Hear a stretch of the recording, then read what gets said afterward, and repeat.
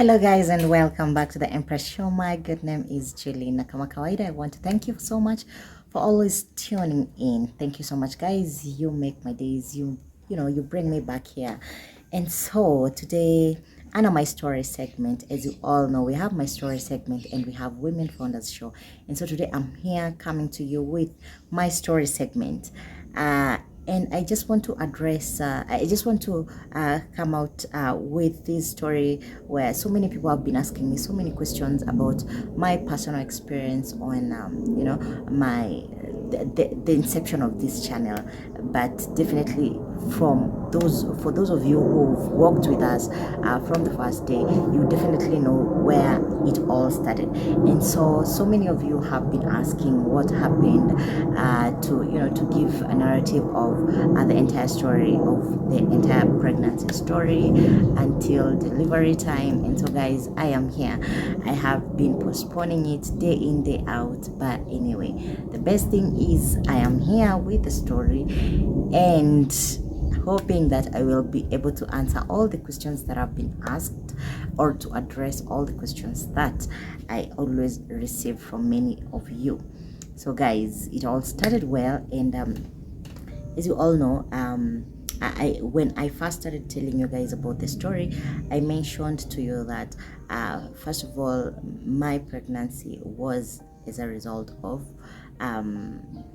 induction of conception.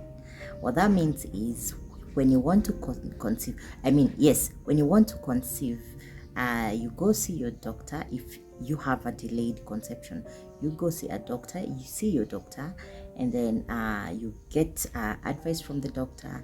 The doctor will be able to advise you based on what you have been going through, or based on your history. And so guys, for me it happened the same. We saw my doctor.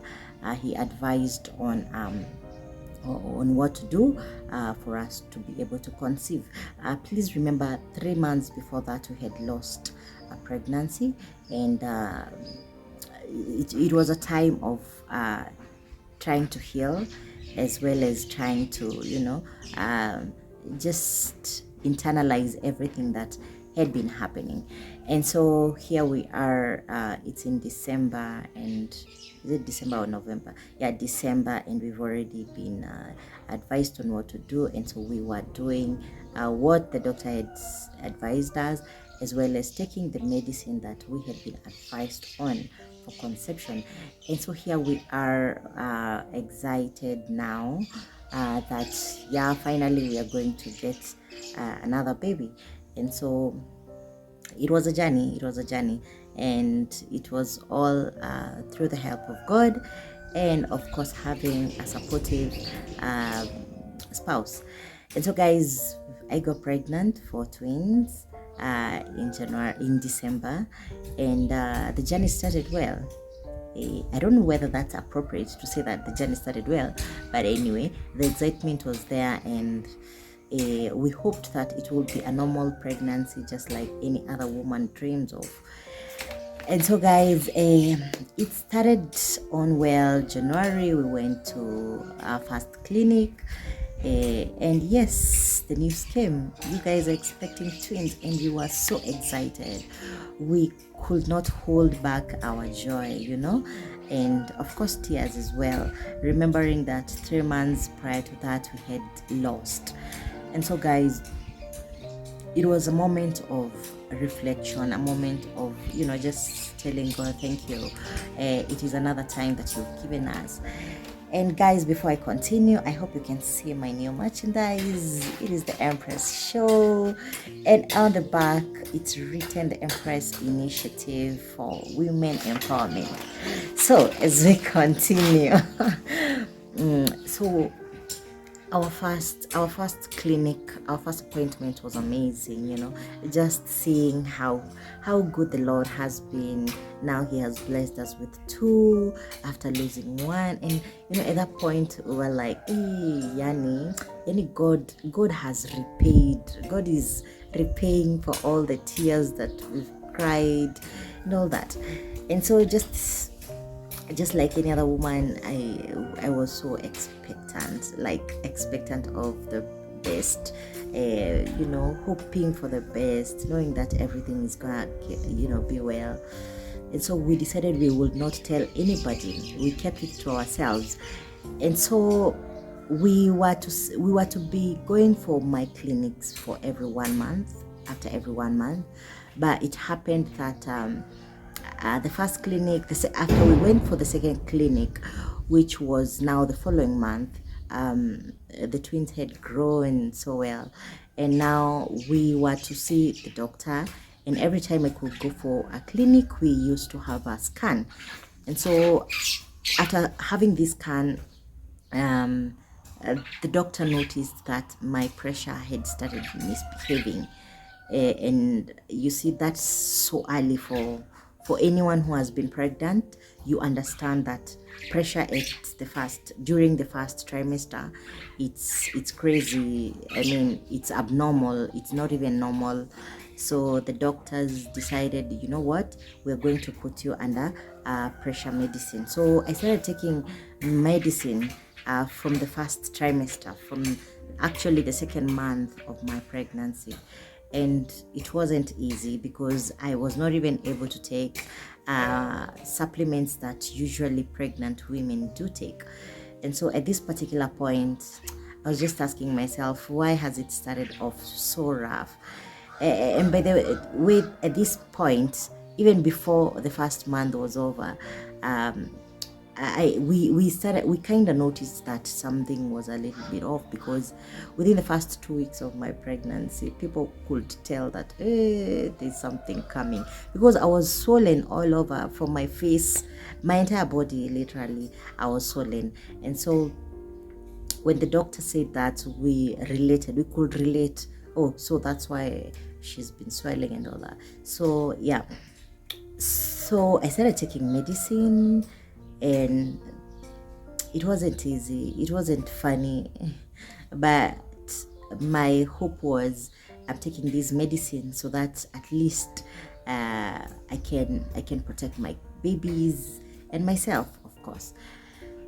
And so within the first trimester, everything went well, but we were in and out of hospital now. At this point, after being prescribed to take pressure medicine, we were told to start going for clinics after every 2 weeks. Majama, 2 weeks. Yani, that was a lot of money. That was a lot of effort. Everything was being drained. And so during one of those clinics, one doctor said that it looks like my liver was having some problem. Another one said, I don't know, yani, a lot of things. Each and every organ was trying to react in its own way. And so every time we could have a scan, something new would be found, but the babies were still okay, and we thanked God for that. And so I used to get medicine, new meds each and every time. This time I would get for liver, the other time I would get for, I don't know, kidneys, the other time I would get for the calcium, pressure, all that. But we didn't despair, because we knew that God was on our side. But let me tell you, on the 5th week, we were, or rather I was very, very scared, because that is the exact time when I lost the other baby, the other pregnancy. And so at this point, I realized there's no losing small or losing big, because I was so scared, and I would feel as if at this particular point I might lose another baby. But God was so faithful. God was so faithful that we surpassed that time, and we were able to move forward quite well. So the first trimester is gone, the second trimester is almost gone, and every other time the doctor would come with, different news. This baby is smaller than this, which we deemed normal. I mean, is there any baby that should be exactly like the other? And so we used to give hopes to ourselves or encourage ourselves that, you know what, it doesn't matter, we know that this is okay. And so the babies used to kick well, and we had bought literally everything. Actually, the only thing that was remaining was car seats. And this particular car seats, it's my hubby who told me, relax, don't worry, let's hold on to the car seats. Just let's put the budget aside for the car seats, because they won't use them immediately they are born. And so I was like, it's fine, it's fine. So my friend had taken me for shopping to buy clothes, rompers, everything. And we had bought, hey, yani tutu, just like Noah and the ark, kuingia wawili wawili. So we had bought a lot of things. Some were the same but different colors. Some were yani, anyway ya Mungu ni yake tu. So we had bought everything. Let me say, we had bought everything, of course, apart from the car seat. And then now we go to the clinic.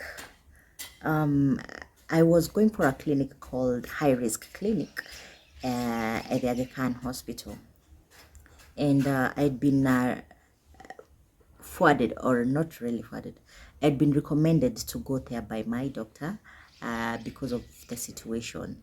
And so for those who have such complications, usually they are recommended to go to high risk clinics so that they can be taken care of, and they can have a close monitoring. And so that's where I went.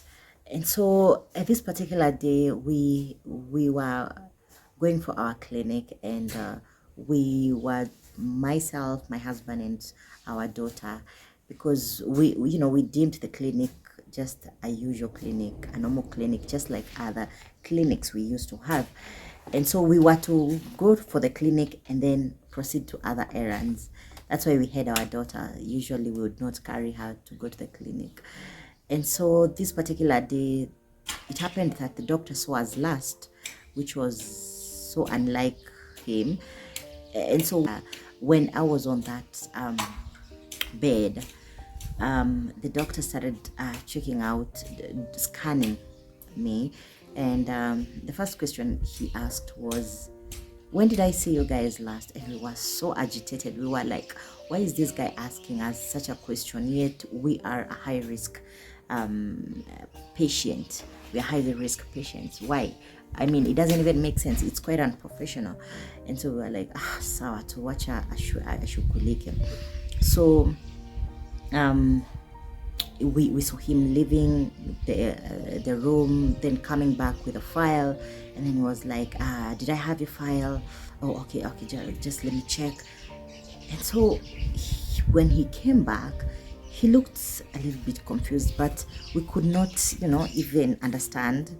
Sometimes you'll be like, maybe he's just tired because of a long day and all that. So at this particular time, we were just waiting. But I think from what my husband has been telling me, he knew that there was something wrong, but they did not even mention it to me. But I think my husband was just waiting for him to say it, because the moment he tried scanning, I think he could only find one heartbeat.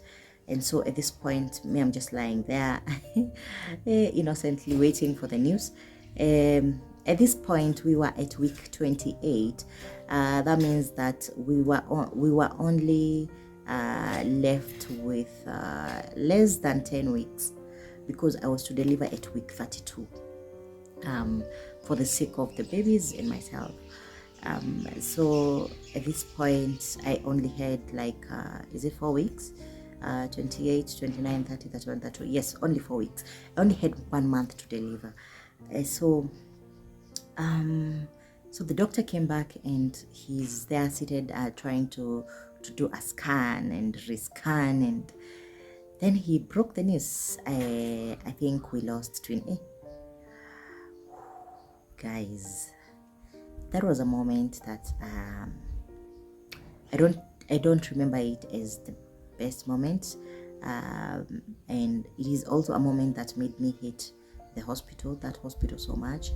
at the same time, it's a moment that made me have so many questions about life. It is a moment that holds a lot of questions for me until date. So at that point, I didn't internalize the news. But I think my hubby, it's either he did or he was also trying to internalize it. He was still in the moment. And at that point, my daughter started asking, Mommy, you've poured yogurt on the baby, because she could see the baby, but the baby is obviously covered by that membrane. Is it called membrane? Membrane that covers the baby to safeguard them. So because we had just taken yogurt, and so she was like, you've poured yogurt on the baby. But she didn't understand what was actually going on. So at this point, my hubby started asking questions. What do you mean we've lost one twin? What do you mean? So what happens? What happens to the mother? What happens to the other baby? What do we do next? And so at that point, that's when I realized it's actually real. Yes, it's real. Like he just said that. And so at that point, I just broke down, and we were given a room. Luckily, we were the last ones to be seen, so we were given a room to just internalize the whole situation and just get the strength to, just taking the message as it is. From there, we stayed a little bit, like 30 minutes, and we just decided to leave the hospital. From there, going to the car, I think my body was just numb.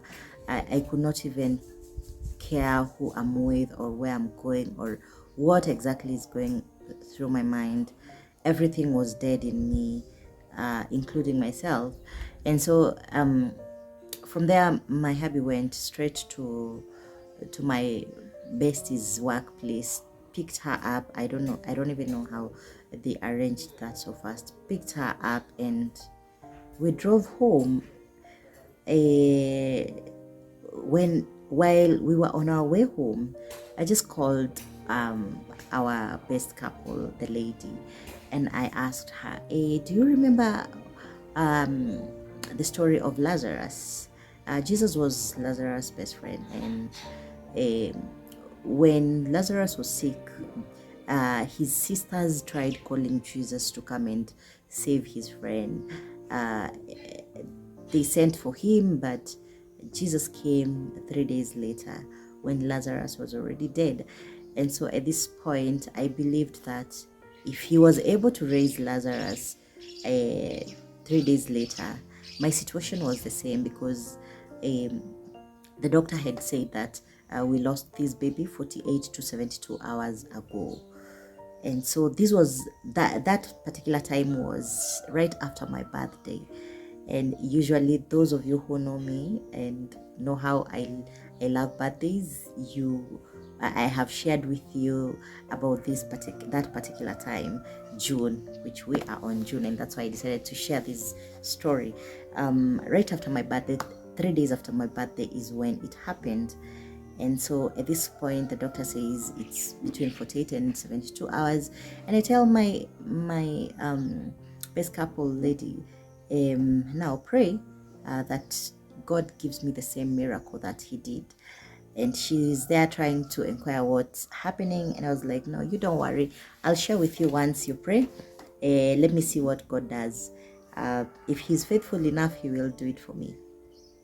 And so I left her in distress, trying to wonder what is happening. So we went home, and I spoke to no one. We spoke to nobody. Even our friends, we didn't talk to them. We were just there stuck in our own worlds, in our own traumas. And we couldn't sleep. By the following day, we woke up so early, and I was like, baby, we have to go to another clinic. We went to another hospital. We did a scan. We never told the doctor what was happening. We had decided we will not tell any doctor what is happening until they tell us, they give us a different opinion, or they give us different news.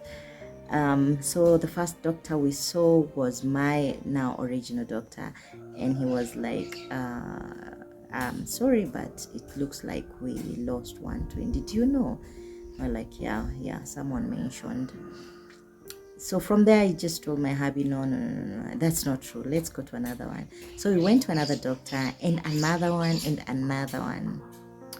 And during our last visit to the, like, I think the fifth doctor is when I realized, no, it's actually true. 72 hours are already gone. It's not gonna happen. And I remember the last doctor, I looked at the scan and I saw a straight line, and I was hoping that I would see a tick of the line, but yeah, it happened. So from there, life became different for me, and I think for my spouse too, but it's different for the woman. So every other time I would break down, and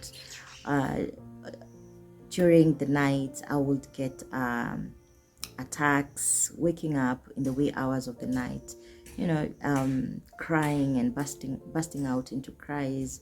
My spouse having to wake up and try and just be there for me.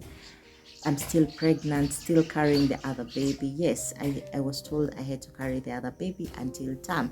And now at this point, I'm not going to give birth at 32 weeks. Now it has been extended so that we can give the baby more time to even grow. So at this time, I wake up every night and I feel like death is better than life. I feel like there is no point of living anymore. But my spouse kept encouraging me, telling me, let's look at the other side. Let's look at the brighter side, where we have the other twin surviving and she's growing. Wow, it wasn't easy, and it has never been easy. So we kept going for our clinics, but this time around, we kept monitoring very closely, even less than 2 weeks. And so my pressure started coming down, normalizing. And yeah, the baby is there, still growing, kicking. The other one is still there, getting smaller.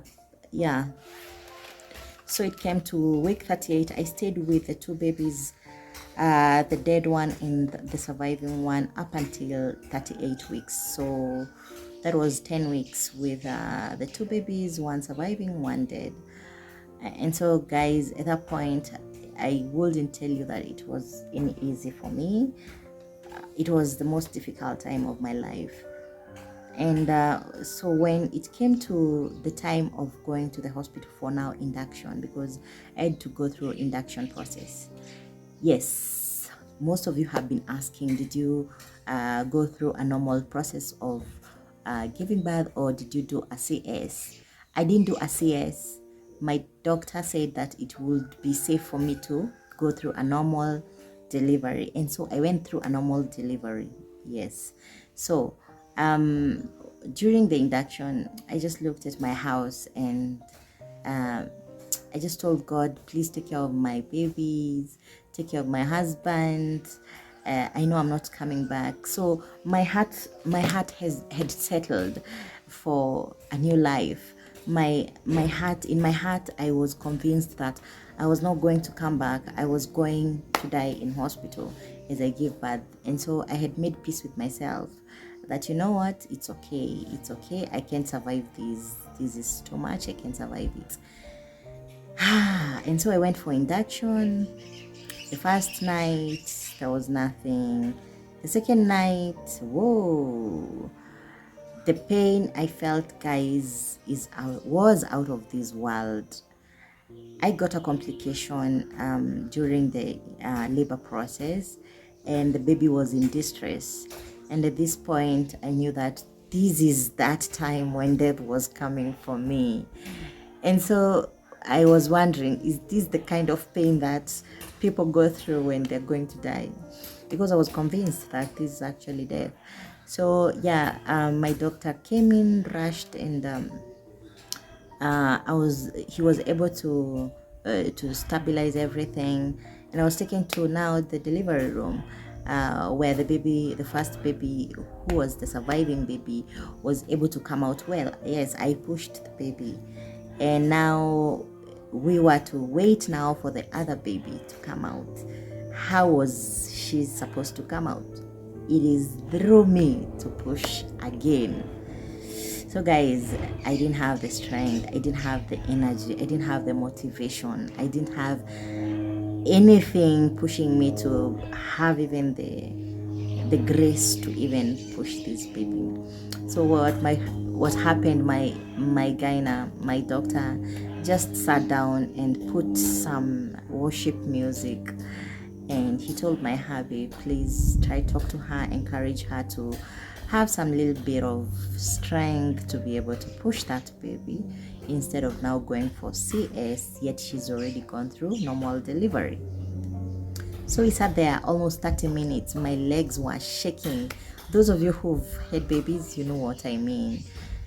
My legs were shaking. I didn't have the energy. And so at this point, because I was so tired with everything, with life and all, I just told God, can you please just give me one last strength to just push out this baby, and then you take me. Just one last strength. And let me tell you, the moment you speak to God, He hears. There is nothing that goes unheard in God's ears as long as you are addressing Him. And so I don't know where the strength came from, and of course it came from the Lord. I just got this strength and I pushed once, and the baby came out. And at that point, I was in my world, I was dead. So I had the doctor asking my husband, would you like her to see the baby? And he said no, but he took my phone, and at that point he had my phone. He took a photo of the baby with my phone. The baby was still in the sack. God was so faithful, because the doctor was worried about how the baby would come out, because if that sack would have ruptured, that water would definitely have affected me. So it came out as one package, the entire sack and the baby, everything. And so there was no need for me to be cleaned up or anything of the sort. It wasn't easy. It has never been easy. Yeah.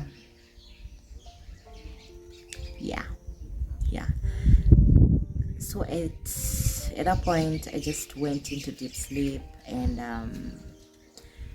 I was woken up, I think,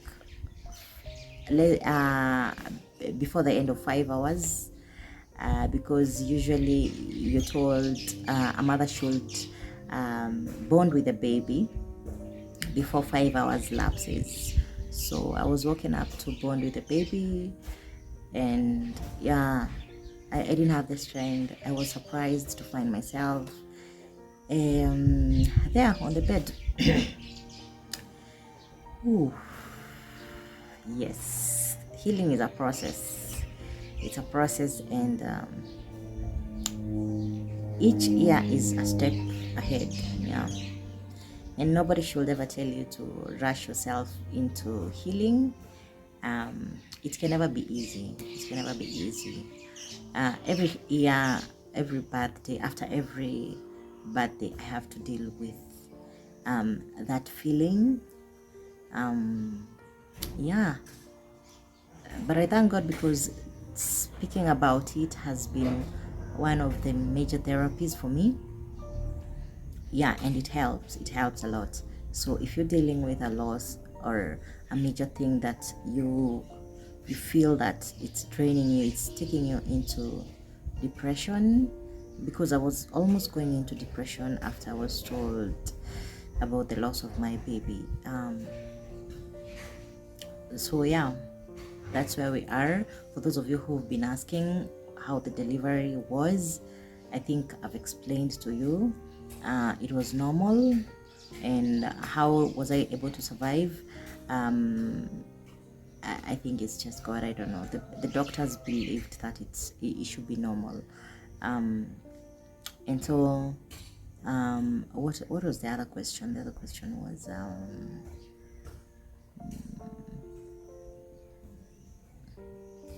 how the other baby was able to survive. Yeah, if we had taken the route of removing the dead baby, we would have affected the other baby. The other baby would have probably died. But we thank God that we didn't take that route, because the other baby is now surviving, and we thank God for her. She's very sharp, she's very intelligent, she's just everything good, you know. And she's that baby who never gave me sleepless nights. I could sleep throughout the night from the first day. We would actually take it upon us to wake up at night, just to wake her up, and just to feed her. And she's very bright. She's turning 2 in August, and so we thank God. That was the story. That is what happened. And if you have any questions, let me know down on the comment section. If you like this story, just give it a thumbs up. If you haven't subscribed, make sure to subscribe, like, share, and comment. And yeah, so that is my story. I hope not to repeat it again here, because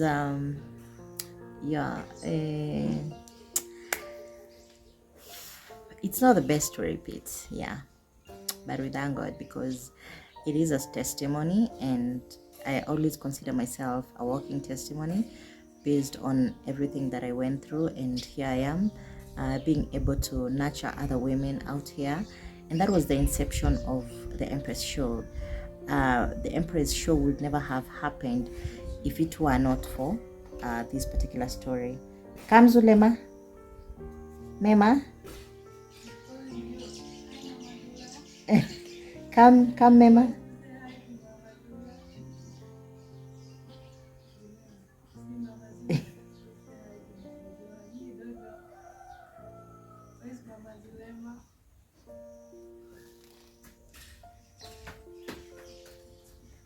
What are you eating? Food. Okay, come. Oopsie. Come say hi. Say hi. Say hi. Hi. Swallow your food. Say hi. Say hi. Swallow, then you say hi. Okay, she has food in her mouth, so she can say hi. But usually she talks. She says everything. Swallow first. Swallow, then you say hi. Yes. Okay, say bye now. Bye. Bye. Okay, and say hi. Hi. Okay. Bye. Bye. Mommy. Hey, don't touch. Mommy. Yes. I did. What? I did. What is that? Okay, put it here. Let me show you. Let's put it here. Okay. Okay. Bye. Go outside. Come, you see Daddy. Go see Daddy outside. Take. Come see Daddy. Bye, Daddy. Okay, bye, baby. So guys, there you go. You had the story. That's the baby. That's the surviving baby, and we cannot be more grateful than this. We thank God, and I thank you also for standing with us. Those of you who came through, those of you who came because you knew we needed a shoulder to lean on, thank you so much. And for all my supporters, thank you so much, guys. I could not do this without you.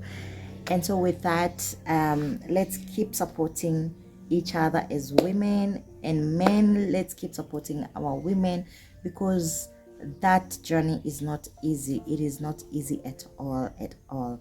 And for any woman who has lost before, my heart goes out to you, because I know it is not something easy. It is not easy at all on anyone, and I would never wish it even on my worst enemy.